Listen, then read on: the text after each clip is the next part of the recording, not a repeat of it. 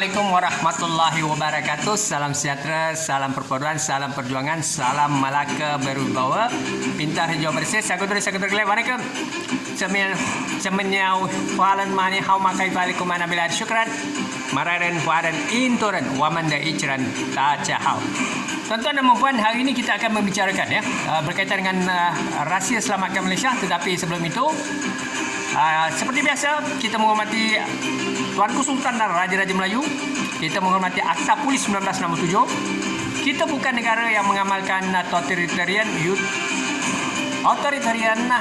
rejim militeri komunis. Kita negara demokrasi berparlimen. Saudara, menjunjung tinggi pelbagai persekutuan, Artikel 5 to 19, freedom of speech at any rally, choose your own school of thought, wise out.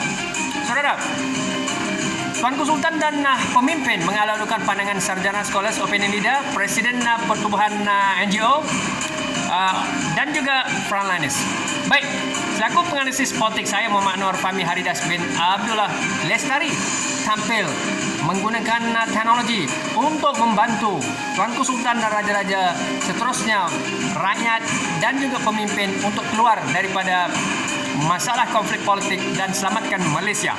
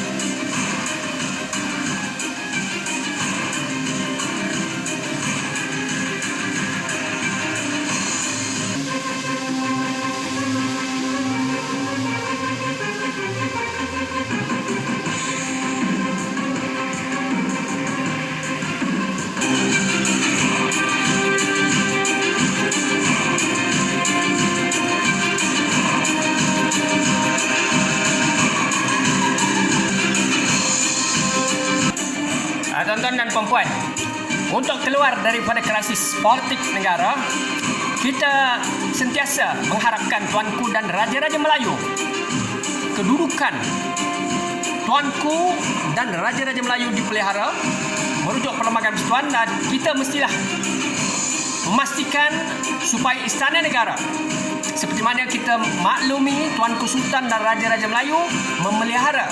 Yang pertama, Tuanku Sultan dan Raja-Raja Melayu sentiasa bersifat berkecuali, tidak berpihak kepada kerajaan maupun pembangkang, kepada ahli parlimen peringkat wakil rakyat, parlimen, kerusi parlimen maupun ADUN, ahli Dewan Undangan Negeri. Tuanku Sultan dan Raja-Raja Melayu, khususnya Istana Negara, berkecuali. Daulat Tuanku, daulat Tuanku, daulat Tuanku. Seterusnya, Tuanku juga bertindak, Tuanku dan Raja-Raja Melayu bertindak sebagai ketua negara, seperti mana Istana Negara mengeluarkan kenyataan melalui press conference, kenyataan media. Tuanku bertindak sebagai ketua negara, hak sebagai raja, institusi raja, termasuk Raja-Raja Negeri, Sultan, Istana Negara, PYT, bertindak sebagai ketua negara. Seterusnya, kita perlu maklum bahawa kemurkaan Tuanku wajar digeruni. Tuan-tuan dan puan, kita maklum golongan kerabat diraja, Tuanku Sultan, Raja-Raja Melayu mempunyai imuniti pada satu ketiga. Kita lihat bagaimana rakyat akur, pemimpin akur takut dengan Tuanku dan Raja-Raja Melayu. Tetapi hari ini kita dapati wujud segelintir pemimpin yang berani menegur, memperlekeh Tuanku dan Raja-Raja Melayu. Sebab itulah saya mendoakan supaya kita menghormati institusi raja yang berintegriti, berkecuali, yang mana suara Tuanku, titah Tuanku, amanat Tuanku digeruni. Dipercayai mempunyai kaitan dengan seorang bekas menteri kerana disyaki menerima rasuah daripada beberapa syarikat yang memperolehi projek kementerian pada 2019.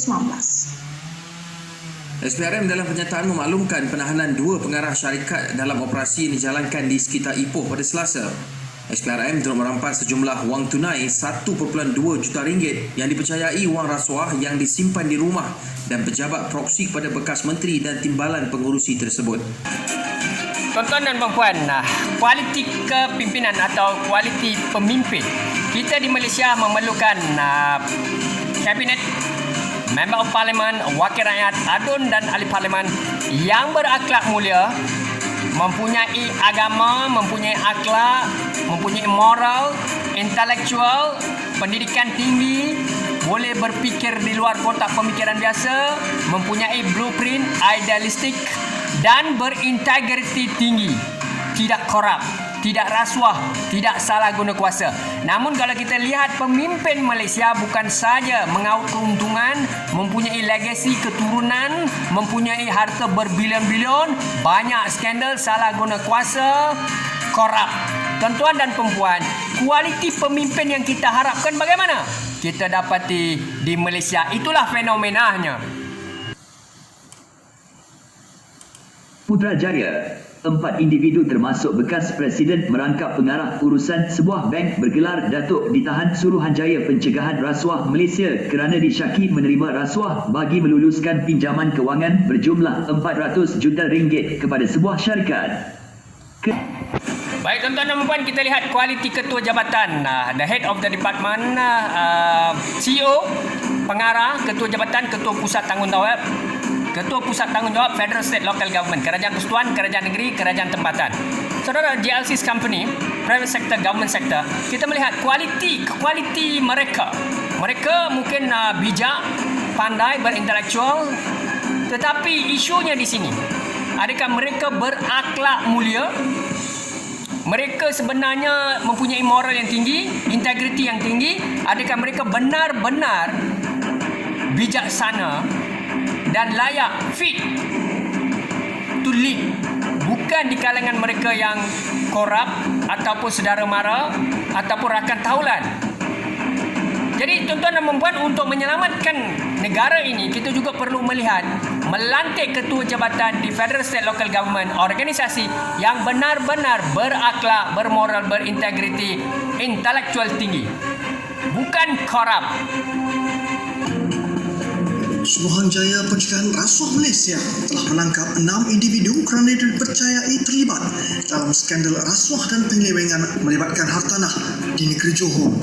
Ke-6 suspek yang berusia di antara 25 hingga 50 tahun itu ditangkap di beberapa lokasi di Johor Bahru dalam satu operasi serentak yang dilancarkan oleh SPRM kira-kira jam 8 pagi. Maklumat sebelum ini yang dimiliki oleh lain-lain agensi itu yang dikongsi dengan pihak lain. Dan kita tahu memang ada beberapa anggota polis yang bersekongkol pun ada juga. Seminggu sebelum kita lancarkan operasi tersebut, bila kita dah buat report sebenarnya, dah ada kebocoran. Kita dah tahu kita dah buat report polis, dia tahu memang kita dah buat. Itu yang dia start packing barang lah. Packing barang mungkin dia dah ada perancangan kalau polis buat sebuah dan sebagainya. Siasatan yang kita buat apabila kita dah tangkap suspek ni, masuklah ada satu suspek yang memberikan peranan penting ni. So dari situ kita dapat banyak. Apabila kita tengok daripada suara siasat ni, survey lah yang 34 nama yang Tan Sri cakap tu kan, yang majoritinya adalah pegawai dan anggota polis. Dan saya tegaskan di sini, walaupun lepas Tan Sri IGP keluarkan statement, ada jugalah komen-komen, biasalah orang komen macam-macam kan. Kenapa Tan Sri dedahkan dulu, kenapa tak ditangkap, adakah kita nak bersekongkol. Saya bagi jaminan operasi ini dikepalai, diketuai ataupun di lead oleh kontingen Johor. Kita dah buktikan bahawa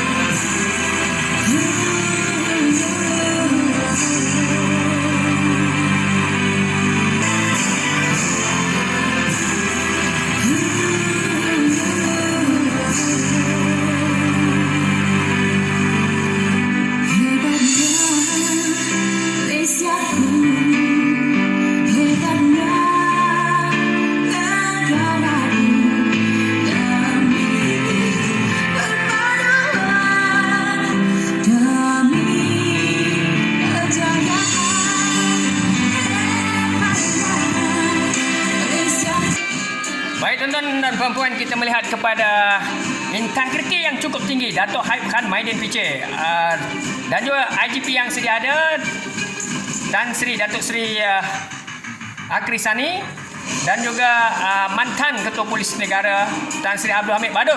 Tuan-tuan dan puan-puan, kita perlu memiliki 3 tokoh yang saya sebut tadi ataupun seluruh anggota polis, anggota SPRM, Jabatan Pendaftaran Negara, Custom Immigration, frontliner, mereka yang berintegriti demi maruah dan negara, terus berdiri teguh untuk menyelamatkan negara ini daripada pengkhianat dan pentualang bangsa. Saudara, quality frontliner mestilah berakhlak mulia, intelektual bijak, critical thinking, think outside the box, berintegriti tinggi, tidak mudah diperkotak-katikan, disuap atau mereka bersekongkol dengan mana-mana pihak. Itulah yang kita puji. Mana mungkin tanpa mereka, tanpa PDRM, SPRM, immigration dan segala frontliner, kita rakyat Malaysia mampu sentiasa bermegah dari aspek keselamatan diri, keluarga, jiran dan negara kita. Kadang-kadang agak sukar bagi kita untuk mengalihkan kesetiaan kita daripada kerajaan yang terdahulu dengan kerajaan yang baru. Namun demikian, oleh kerana kita terima sistem demokrasi, dan sistem demokrasi memang pun kadang-kadang bertukar kerajaan, pemerintahan, civil service, berkhidmat awam perlu bebas daripada mengikatkan diri dengan parti yang memerintah. Tetapi di masa yang sama, walaupun mereka tidak mengikat diri dengan parti yang memerintah, apabila mereka bekerja di bawah parti yang memerintah, menjadi tanggungjawab mereka untuk patuh kepada dasar-dasar dan tindakan-tindakan yang dilakukan oleh parti pemerintah. Jawatan yang lain di pihak swasta. So kita ada option untuk menyediakan untuk memindahkan pegawai-pegawai ke. Baik tuan-tuan dan puan-puan, penjawat awam adalah frontliner. Mestilah mengangkat tinggi kualiti kepimpinan, iaitu sistem penyampaian yang mampan, lestari, berkompetensi tinggi, menguasai industri 5.0, Internet of Things, miliki mindah kelas pertama, first class mentality, bukan third class. Saudara, kita ucapkan tahniah sabash kepada Federal State Local Government, penjawat awam yang berkualiti, berkompetensi tinggi, menguasai teknologi, tidak hanya duduk di rumah kerana lockdown, tetapi mereka melakukan yang terbaik melalui sistem digital, MyEG dan seterusnya, mengaplikasikan segala teknologi sophisticated untuk memastikan Malaysia berdiri sama tinggi, duduk sama rendah dengan negara lain di dunia. Kita miliki teknologi, kita menguasai teknologi, kita boleh berurusan dari segi ekonomi, politik, sosial, kebajikan dan urus niaga. Baik, kita lihat krisis kepimpinan Malaysia. Apa masalah Malaysia? Yang pertama, konflik politik yang tidak ada titik berhenti. Bukan seperti Amerika, seperti Singapura, seperti Indonesia, yang mereka telah settle down dengan Jokowi di Indonesia. Singapura pemimpinnya jelas, begitu juga di Amerika kita ada Joe Biden setelah Donald Trump letakkan ataupun kalah dalam presidential elections. Tetapi di Malaysia politik ya, tidak selesai. Baik, skandal rasuah menjadi-jadi berbilion-bilion, berjutaan ringgit. Wakil rakyat ada juga di kalangan ahli parlimen, Adun dan juga ahli parlimen yang korup, masih lagi berkuasa, masih lagi bermaharaja lela, masih lagi mau kekalkan kuasa, masih lagi mau bertanding, masih lagi mau berpolitik. Kita tahu siapa mereka. Baik, amalan salah guna kuasa menjadi-jadi di kalangan pemimpin politik di Malaysia. Amalan fitnah sudah menjadi budaya, saudara, tidak dapat dielakkan. Al-fitnatul asyarru min had. Seterusnya, konspirasi kepimpinan berlaku lompat parti antara satu dengan yang lain untuk mendapat, mereka yang mendapat habuana, mendapat politik wang dan juga mendapat ganjaran, mereka sanggup lompat parti. Inilah krisis politik di Malaysia. Kata anda bersama saya Faiz Arif dalam Sinar PM 29 Julai. Perkembangan hari ini kita mulakan dengan Yang di-Pertuan Agong Al-Sultan Abdullah iaitu Datuk Al-Mustafa Billah Shah duka cita dengan kenyataan kerajaan berhubung pembatalan ordinan darurat sedangkan perkara itu belum mendapat perkenan baginda. Datuk Pengelola Bijaya Diraja Istana Negara Datuk Indra Ahmad Fadil Syamsuddin berkata pembatalan semua ordinan darurat berkuat kuasa 21 Julai lalu disifatkan sebagai gagal menghormati kedaulatan undang-undang dalam rukun negara. Menurutnya, Seri Paduka selaku Ketua Negara mempunyai hak untuk menegur jika berlaku tindakan yang bercanggah dengan perlembagaan. Pada 26 Julai lalu, Taqiyuddin berkata kerajaan telah membatalkan semua peraturan ordinan darurat hinggakan ramai ahli parlimen menyifatkan perbuatan itu sebagai membelakangkan Yang di-Pertuan Agong. Seterusnya, Baik, krisis politik kerajaan. Kita lihat sekarang ini Perikatan Nasional memiliki 110 kerusi parlimen. Dilihat sebagai lemah kerana kerusi minimum 112 sepatutnya. Tetapi sekarang ini kerajaan memiliki 110. Ini kenyataan yang dikeluarkan oleh Timbalan Perdana Menteri dalam lewat 2 hari sebelum ini. Apabila berlaku krisis berkaitan dengan kesemua ordinan berkaitan darurat yang berlaku perbahasan di Parlimen. Baik saudara, kita melihat dengan 110 kerusi, ia agak lemah di mana tekanan politik dan krisis COVID-19 serta ekonomi kita tidak dapat tangani dengan baik. Saudara, apabila kerusi atau kestabilan politik ataupun kestabilan kerajaan, jemaah menteri atau Perdana Menteri lemah, maka tekanan politik menjadi-jadi daripada pembangkang dan bebas dan sebagainya. Ini akan menyebabkan krisis COVID-19 serta ekonomi tidak dapat diberi tumpuan dengan serius. Bagaimana mungkin saudara? Keberkesanan kepimpinan dan krisis COVID-19, ekonomi merudum tidak terkawal. Perdana Menteri Tun Dr. Mahathir Mohamad menyatakan kesediaan untuk melepaskan jawatannya serta-merta jika diminta berbuat demikian oleh Majlis Presiden Pakatan Harapan. Beliau berkata perkara itu perlu diputuskan secara bersama dengan kesemua parti dalam PH. Dr. Mahathir berkata demikian sebagai mengulas desakan beberapa ahli PKR yang mahu beliau menyerahkan jawatan Perdana Menteri kepada Presiden PKR, Datuk Seri Anwar Ibrahim pada Mei tahun ini. Baik, kita melihat kesilapan, kealpaan, kelegaan. Kesilapan Kerajaan Pakatan Harapan mencetuskan krisis politik berlarutan. Saudara, rakyat telah memberi amanat kepada Pakatan Harapan pada pilihan raya ke-14. Rakyat mahu memberi peluang melihat bagaimana Pakatan. Sebelum ini Barisan Nasional hampir 60 tahun menjadi kerajaan. Saudara, apabila mandat diberikan pada pilihan raya 14 kepada Pakatan Harapan, Tun Mahathir ungkir janji. Ini disebabkan oleh perjanjian asal adalah selepas Anwar keluar daripada penjara, mendapat pengampunan diraja, Tuanku Sultan, beliau mestilah diberi peluang 2 tahun sekurang-kurangnya menjadi Perdana Menteri, tetapi ini tidak berlaku. Berlaku konflik politik di antara kem Tun Mahathir dan Datuk Seri Anwar dalam Pakatan Harapan. Akhirnya Pakatan tumbang. Saudara, apabila Pakatan tumbang, maka timbullah Perikatan Nasional mengambil ruang dan peluang untuk menjadi kerajaan hari ini dengan perkenan Tuanku. Baik saudara, kita tidak mempertikai kerana itu adalah pandangan istana, keputusan istana adalah kuasa istana negara. Kita menjunjung tinggi daulat Tuanku, daulat Tuanku, daulat Tuanku. Kita menyokong penuh kebijaksanaan Tuanku. Baik saudara, kita melihat konflik berpanjangan antara Perikatan Nasional dan pembangkang serta bebas. Saudara, di Malaysia sehingga hari ini tidak habis-habis berpolitik dan bagaimana kalau kerajaan tidak stabil untuk memimpin.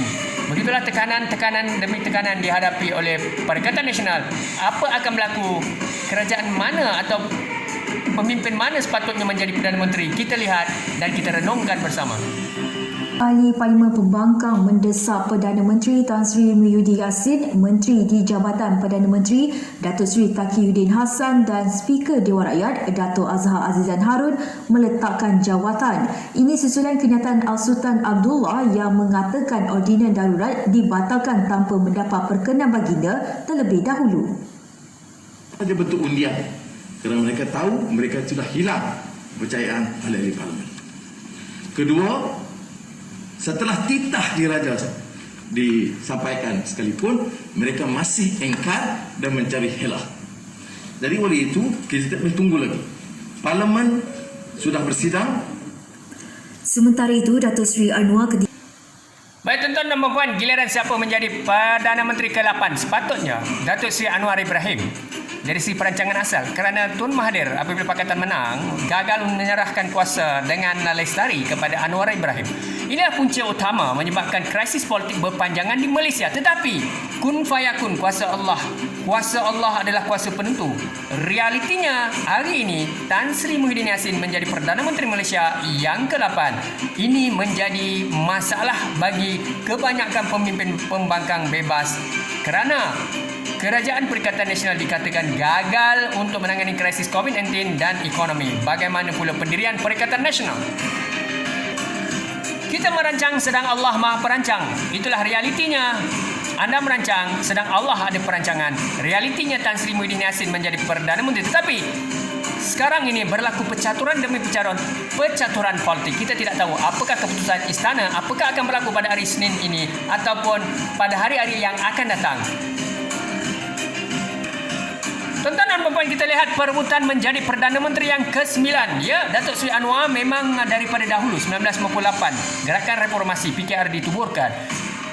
Dengan gerakan reformasi ini, Anwar Ibrahim atau Datuk Seri Anwar mahu menjadi Perdana Menteri, berkali-kali berikhtiar, berusaha keluar masuk penjara hampir 10 tahun tetapi sehingga hari ini masih gagal. Baik, kita lihat Tengku Razali, sudah ada desas-desus, sudah ada harapan cita-cita. Tengku Razali menawarkan diri dalam press conference, lantiklah saya menjadi Perdana Menteri, saya akan lakukan yang terbaik, dan beliau menafikan kredibiliti Datuk Seri Anwar, yang mana Datuk Seri Anwar dikatakan dalam media, dalam kenyataan yang kita rakam dan kita melihat, Datuk Seri Anwar dikatakan tidak kompeten atau 3 hari akan menjual negara dan sebagainya. Itu kenyataan yang keluar daripada Tengku Razali yang kita lihat dalam media baru yang ada dalam Google. Baik, seterusnya Tun Mahathir juga menyatakan bahawa beliau sanggup menjadi Perdana Menteri kalau itulah dikendaki oleh rakyat buat sementara. Begitu juga Tan Sri Muhyiddin Yassin mahu mengekalkan kuasanya sebagai Perdana Menteri dalam Perikatan Nasional, dan bosku adalah Datuk Seri Najib Razak mahu tampil sekiranya diberikan peluang. Apa sudah jadi dengan Malaysia?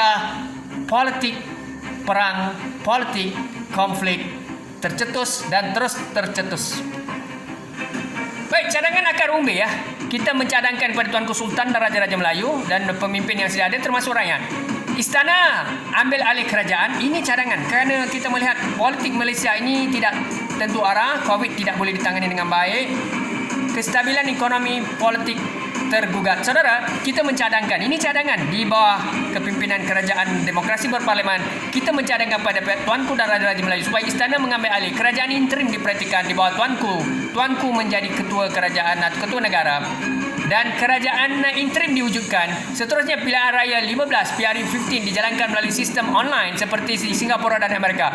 Mereka boleh, mengapa tidak kita? Negara jiran Singapura yang kecil boleh melakukan pilihan raya digital online. Kenapa Malaysia tidak boleh? Saudara, hendak seribu daya, tak ada seribu dalih. Baik, kita lihat kebaikan PRU15 secara online digital. Tiada ancaman COVID, tak payah bimbang. Tidak perlu beratur panjang kos. SPR tidak perlu keluarkan bajet yang tinggi atau kerajaan berbilion-bilion, tidak perlu. Kerana online sistem kita gunakan untuk elections. Semua orang boleh mengundi yang mana dah berdaftar. InsyaAllah kalau Singapura boleh, Amerika boleh, India boleh, kenapa tidak kita? Proses PRU15 terkawal, tidak perlu bimbang COVID-19 ya. Calon berkarisma peringkat DUN dan Parlimen dipilih secara bebas. Saudara, kita dapat memilih pemimpin yang berkualiti, tidak ada korupsi, salah guna kuasa, merayu undi, semua itu tidak diperlukan kerana online sistem. Dan muka-muka baru dapat kita pilih yang berkredibel, intelektual, berkarisma, berdaya saing, berintegriti tinggi. Baik, itu saja pandangan saya hari ini dan kita doakan yang terbaik kepada Malaysia. Ini adalah satu perkongsian tuntas, lestari. Kita menghormati sentiasa Raja-Raja Melayu Tuanku Sultan Atabuli 1967, Pelbagai Persatuan. Bidak syukran dan terima kasih. Assalamualaikum warahmatullahi wabarakatuh.